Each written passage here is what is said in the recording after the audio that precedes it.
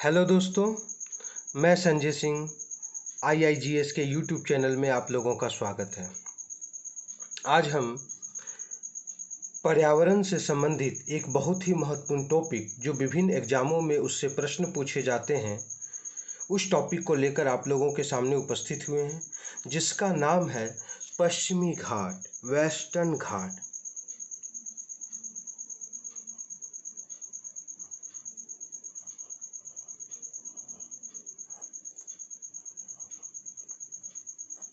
पश्चिमी घाट।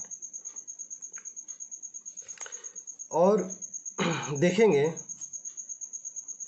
कि ये जो पश्चिमी घाट जो है वो भारत में कहाँ पर है। तो मैं यहाँ मैप बना रहा हूँ।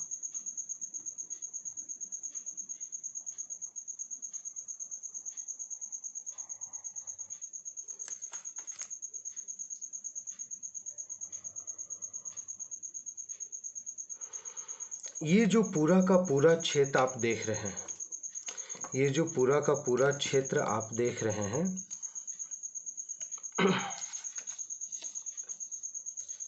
देखिए ये जो यहाँ से यहाँ तक का जो क्षेत्र है, दमन दीव को भी अगर ले लें या फिर इस क्षेत्र को लेते हैं, यहाँ से यहाँ तक का जो पूरा का पूरा जो क्षेत्र है, ये वेस्टर्न घाट के रूप में आता है। ये पूरा का पूरा क्षेत्र यहाँ से लेकर यहाँ तक का जो क्षेत्र है वो वेस्टर्न घाट हम उसे कहते हैं। यहाँ लिखते हैं।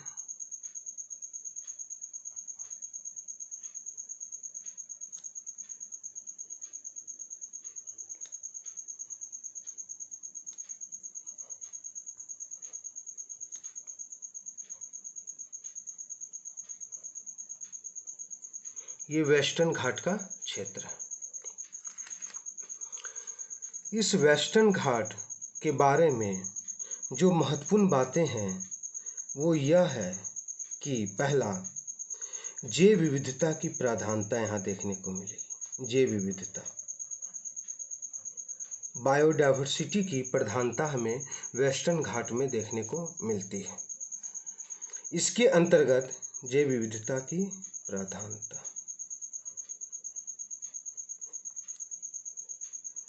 दूसरा पॉइंट देखेंगे, इसके अंतर्गत 6 राज्य, 2 केंद्र शासित प्रदेश, 2 केंद्र शासित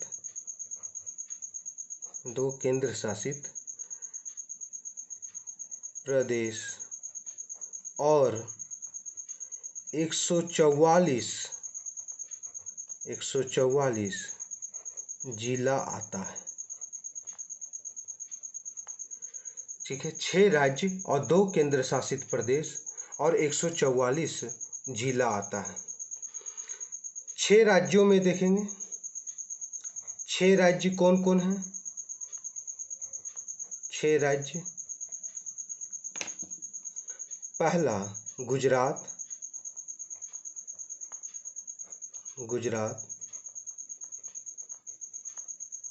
महाराष्ट्र,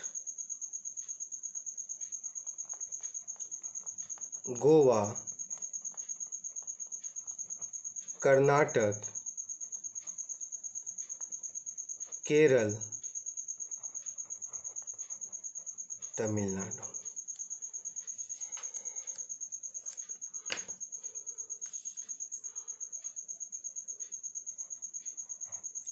उष्णकटिबंधीय वर्षा वनों की प्रधानता यहाँ देखने को मिलती है। उष्णकटिबंधीय वर्षा वनों की प्रधानता, वर्षा वनों की प्रधानता। एवरग्रीन फॉरेस्ट,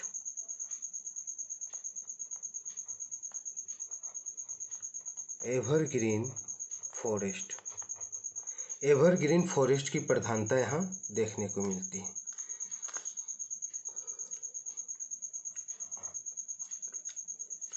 पश्चिमी घाट को सह्याद्री के नाम से जाना जाता है। पश्चिमी घाट को सह्याद्री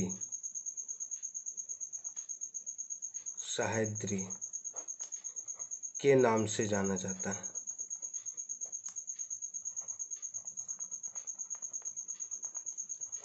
पश्चिमी घाट को किस नाम से हम लोग जानते हैं? तो सह्याद्री के नाम से जानते हैं। ये तप्त स्थल के रूप में, हॉट स्पॉट के रूप में भी इसे जाना जाता है। हॉट स्पॉट,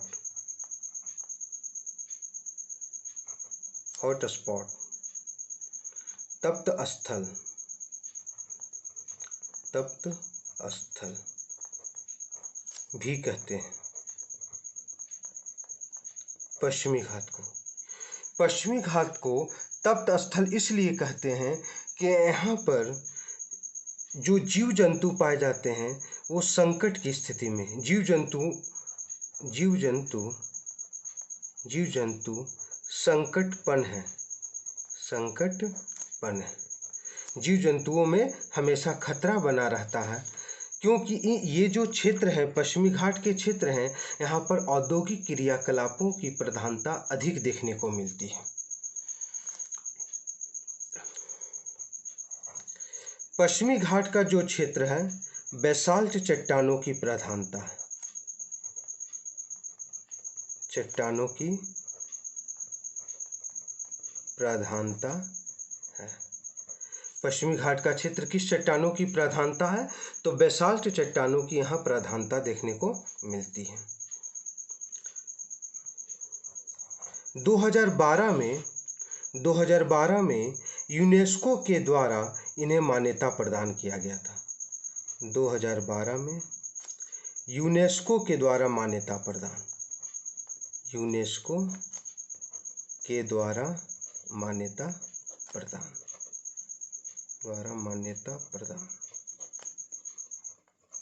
ठीक है। तो पश्चिमी घाट जो क्षेत्र हैं वो जैव विविधता के दृष्टिकोण से काफ़ी महत्वपूर्ण है। यहाँ पर वर्षा वनों की प्रधानता देखने को मिलती है। यहाँ पर बहुत सारे जीव जंतु देखने को मिलते हैं और जीव जंतु की स्थिति खतरे में होने के कारण इसे हॉट स्पॉट के रूप में भी मान्यता दिया गया। हॉट स्पॉट है, तप्त स्थल है। कहने का मतलब ये हुआ कि ये जो पश्चिमी घाट का जो आप क्षेत्र देख रहे हैं, वेस्टर्न घाट का यहाँ से यहाँ तक का जो क्षेत्र देख रहे हैं, महाराष्ट्र से लेकर मतलब गुजरात का भी क्षेत्र आएगा आपका, कुछ यहाँ गुजरात भी है, तो गुजरात से लेकर कन्याकुमारी तक का जो क्षेत्र है वेस्टर्न घाट के रूप में जाना जाता है। तमिलनाडु भी वेस्टर्न घाट के अंतर्गत आता है। जो यहाँ पर लिखा हुआ है गुजरात, महाराष्ट्र, गोवा, कर्नाटक, केरल, तमिलनाडु, ये वेस्टर्न घाट के अंतर्गत आते हैं। जैव विविधता में काफ़ी प्रधानता यहाँ देखने को मिलती है, इसलिए यूनेस्को के द्वारा भी इसे संरक्षण प्रदान किया गया है। ठीक है, अब देखेंगे यहाँ पर जैव विविधता के संरक्षण के लिए, पारिस्थितिकी संतुलन को बनाए रखने के लिए भारत सरकार के द्वारा, है ना, 2 प्रकार के समिति का गठन किया गया था। और वो समिति, पहला समिति का जो नाम है वो है गाडगिल समिति। आपसे प्रश्न पूछेगा कि वेस्टर्न घाट के लिए किस समिति का गठन किया गया था, तो आप बोलिएगा पहला गाडगिल समिति, गाडगिल समिति। दूसरा जो समिति बना था उससे हम कहते हैं कस्तूरी रागन समिति, कस्तूरी रागन समिति, ये 2 समिति मुख्य रूप से वेस्टर्न घाट को संरक्षण देने के लिए बनाया गया था। अब ये दोनों समिति में क्या क्या है उसके बारे में हम लोग जानेंगे।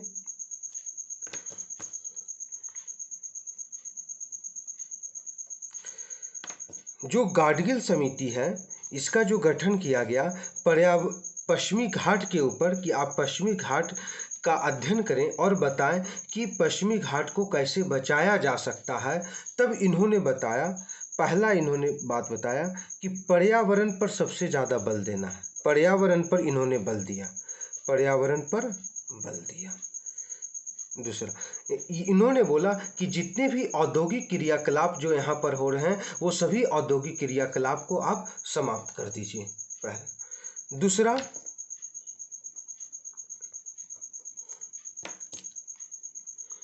60% क्षेत्र जो है उन्होंने ये पर्यावरण के अंतर्गत लाया, कि पश्चिमी घाट का जो 60% क्षेत्र है वो पर्यावरण के लिए बहुत ही इम्पोर्टेंट है और इसे प्राथमिक क्षेत्र कहा गया, प्राथमिक क्षेत्र गाडगिल समिति के द्वारा। और इस 60% क्षेत्र को उन्होंने 3 भागों में बांटा है।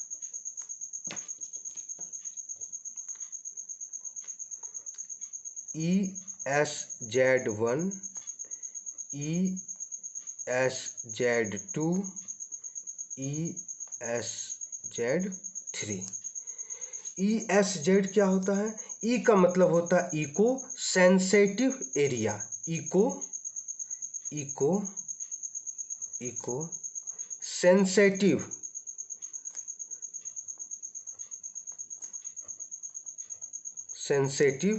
और जेड से जोन, इको सेंसिटिव जोन के रूप में इसे बांटा है। इको सेंसिटिव जोन के रूप में बांटा है कि ये जो क्षेत्र है ये बहुत ही सेंसिटिव एरिया है और ये 60% क्षेत्र है। इसे पर्यावरण को सुरक्षा देना बहुत जरूरी है।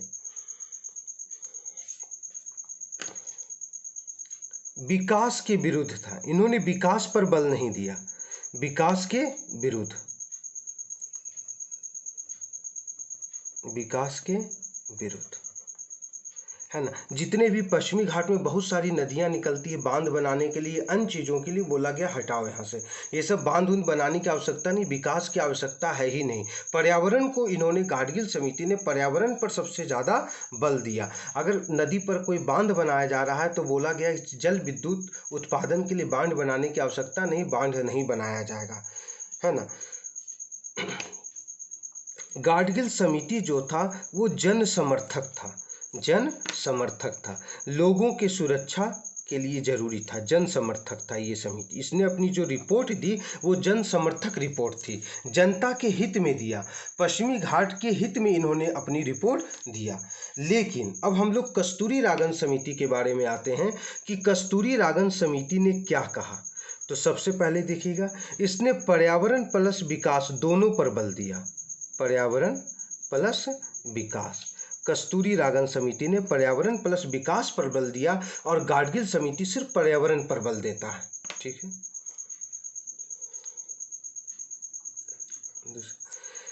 गाडगिल समिति 60% क्षेत्र को बोलता है बहुत ही संवेदनशील है और ये कस्तूरीरागन समिति 37% क्षेत्र को बोलता है बहुत ही संवेदनशील है। इसको 37% क्षेत्र को बचाने की आवश्यकता है और अन्य जो क्षेत्र बचे हुए हैं उसमें आप क्या कर सकते हैं, विकास का कार्य कर सकते हैं। 37% क्षेत्र को छोड़कर अन्य जो क्षेत्र बचे हैं उसमें आप विकास का कार्य कर सकते हैं। ये कौन बोलता है? तो कस्तूरीरागन समिति बोलता है।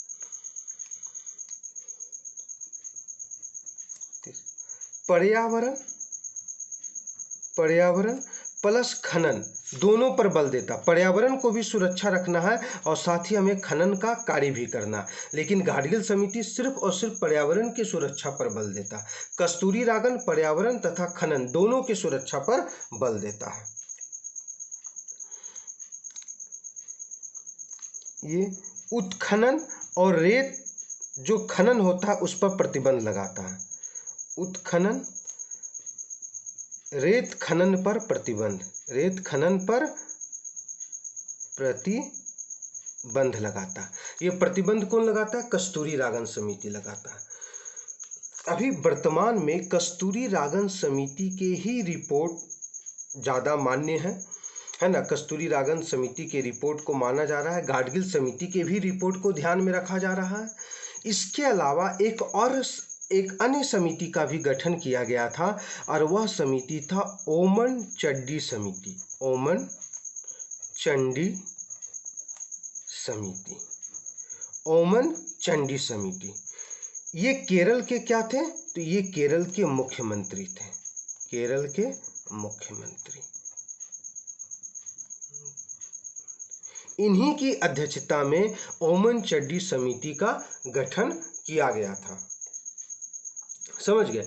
इन्होंने गाडगिल समिति और कस्तूरीरागन समिति के रिपोर्टों का अध्ययन करके एक अपनी रिपोर्ट दिया जो दोनों में समतुल्य बनाए रखे। गाडगिल समिति के भी रिपोर्ट को इन्होंने स्वीकार किया, कुछ रिपोर्ट को, और कस्तूरीरागन समिति के भी कुछ रिपोर्ट को इन्होंने स्वीकार किया, समझिए।